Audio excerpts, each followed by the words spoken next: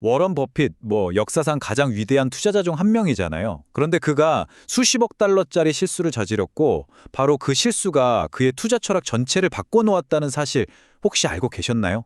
오늘은 버핏이 평생을 통틀어 저지른 가장 큰 실수가 무엇이었고, 또 거기서 어떤 값진 교훈을 얻었는지 깊이 한번 파헤쳐 보겠습니다. 이제 고백할 시간입니다. 이건 워런 버핏이 직접 한 말이에요. 자, 지금부터 우리는 이 한 문장을 따라가면서 그가 스스로 인정한 가장 큰 실수의 세계로 한번 들어가 볼 겁니다. 전설적인 인물의 인간적인 면모, 그리고 아주 값비싼 교훈이 담긴 이야기죠. 첫 번째 이야기, 한 투자자의 고백입니다. 우리는 보통 위대한 투자자라고 하면 실패 한 번 안 했을 것 같잖아요. 완벽한 기록을 가졌을 거라 생각하지만 사실은 전혀 다릅니다. 버핏의 진짜 천재성은요, 실패하지 않는 데 있는 게 아니에요. 오히려 자신의 실수를 똑바로 인정하고 거기서 거대한 교훈을 얻어내는 바로 그 능력에 있습니다. 버핏이 특히 강조한 점이 있어요. 이 모든 실수는 온전히 자기 책임이었다는 겁니다. 컨설턴트나 이사회 누구 탓도 하지 않았죠. 이렇게 모든 걸 스스로 책임지는 태도, 이게 바로 그가 실패로부터 얻은 교훈을 훨씬 더 강력하고 진정성 있게 만들어주는 겁니다. 자, 이제 그의 원죄, 바로 섬유산업 투자 이야기로 넘어가 보죠. 이야기는 젊은 워런 버핏이 그의 스승 벤저민 그레이엄의 담배꽁초 투자 철학에 푹 빠져 있던 시절로 거슬러 올라갑니다. 이게 뭐냐면 헐값의 기업을 사서 마지막 한 모금의 이익까지 짜내는 그런 전략이었어요. 담배꽁초 투자, 말이 좀 재밌죠. 길가에 버려진 담배꽁초, 남들이 보기엔 그냥 쓰레기잖아요. 근데 아직 한두 모금 정도는 피울 수 있는 게 남아있을 수 있죠. 바로 그런 기업을 찾는 방식입니다. 즉, 헐값에 사들여서 마지막 단물까지 싹 짜내는 전략인 거죠. 그리고 1965년 그는 이 담배꽁초 모델에 아주 완벽하게 들어맞는 투자 대상을 찾아냅니다. 바로 망해가던 섬유 제조업체 버크셔 해서웨이였죠. 이 결정이 훗날 그의 가장 큰 실수가 될 운명이었습니다. 이 타임라인을 한번 보세요. 이 실수가 얼마나 길고 고통스러웠는지 한눈에 보입니다. 1965년에 인수를 시작해서 1985년에 공식적으로 문을 닫기까지 무려 20년이에요, 20년. 이 기간 동안 이 사업은 버핏의 자본과 에너지를 그냥 끊임없이 갉아먹는 밑빠진 독이나 마찬가지였습니다. 버핏은 나중에 자신의 실수를 이렇게 회고합니다. 단순히 잘못된 회사를 산 것에서 그친 게 아니라는 거죠.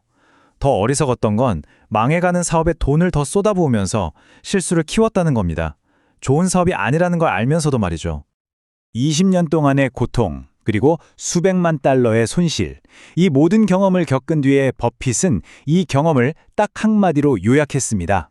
바로 수십 년이 지나도 생생하게 느껴지는 이 후회와 고통의 외침이 참 역설적으로 우리에겐 큰 공감과 함께 웃음을 주기도 하죠.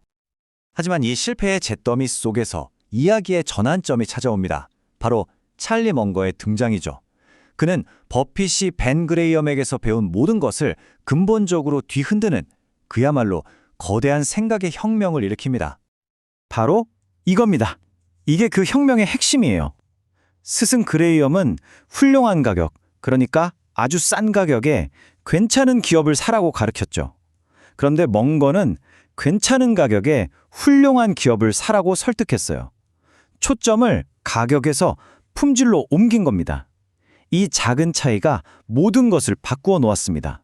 버핏은 먼거가 현대 버크셔 해서웨이의 설계자였다고까지 말합니다. 자신의 투자 철학이 진화하는 데 먼거가 얼마나 결정적인 역할을 했는지 분명히 하는 거죠. 이 교훈이야말로 섬유사업 실패로부터 얻은 가장 값진 것이었습니다. 자, 그럼 이 새로운 철학, 과연 현실에서도 통할까요? 1972년에 인수한 시즈 캔디가 바로 그 첫 번째 시험대였습니다. 시즈 캔디는 그냥 가격이 싼 회사가 아니었어요. 강력한 브랜드 파워와 품질을 가진 그야말로 훌륭한 기업이었죠. 먼거의 이 말은 훌륭한 기업이 가진 지속 가능한 경쟁 우위, 우리가 흔히 해자라고 부르는 것에 힘을 제대로 보여줍니다. 시즈 캔디를 통해서 그들은 가격을 올려도 고객이 떠나지 않는 이 가격 결정권이라는 강력한 무기를 직접 경험하게 된 거죠. 하지만 새로운 지혜를 얻었다고 해서 옛날 습관이 바로 사라지는 건 아니었습니다. 나쁜 사업은 피해야 한다는 교훈은 한 번 더 아주 비싼 대가를 치르고 나서야 배우게 됩니다. 버핏은 이런 사업을 끔찍한 사업이라고 불러요. 겉으로 보기에는 막 성장하는 것 같은데 실제로는 투자자의 돈을 계속해서 빨아들이기만 하는 그런 함정과도 같은 기업이죠. 그리고 그 완벽한 예시가 뭐냐? 바로 항공사입니다. 1989년 버핏은 US 에어에 투자했습니다. 항공사라는 게 새로운 비행기를 사려면 계속 막대한 돈이 들어가잖아요. 근데 수익성은 낮죠. 전형적인 끔찍한 사업이었던 겁니다. 그는 나중에 이 어리석은 짓을 했다는 게 부끄럽다고까지 고백했어요. 정말 운 좋게 손해는 안 봤지만 이 경험을 통해 나쁜 사업은 그냥 피하는 게 상책이라는 교훈을 다시 한번 뼈에 새기게 됐죠. 자, 이제 슬슬 마무리해볼까요? 이 거대한 실수들로부터 힘들게 얻어낸 교훈들이 어떻게 모든 투자자에게 적용될 수 있는 중요한 원칙으로 발전했는지 한번 정리해보겠습니다. 수십 년의 경험에서 얻은 지혜를 딱 4가지 핵심 원칙으로 정리해볼게요. 첫째, 자신의 실수를 철저하게 분석해야 합니다. 둘째, 훌륭한 기업의 품질을 가격보다 우선시해야 합니다. 셋째, 항공사처럼 돈 먹는 하마 같은 산업은 일단 피해야 합니다. 그리고 마지막으로 내가 정말 잘하는 분야, 그 안에만 머물러야 한다는 겁니다. 멍거의 이 마지막 인용문은 버핏과 멍거가 그들의 가장 큰 실수를 통해 배운 핵심적인 차이를 정말 강력하게 요약해줍니다. 결국 위대한 투자는요, 무슨 고통스러운 문제를 푸는 게 아니라 그냥 쉬운 길이 보이는 그런 사업을 선택하는 것과 같다는 거죠. 세계 최고의 투자자들도 결국엔 실패를 통해 성장했습니다. 오늘 우리가 함께 살펴본 이 이야기는 우리 모두에게 질문을 던집니다.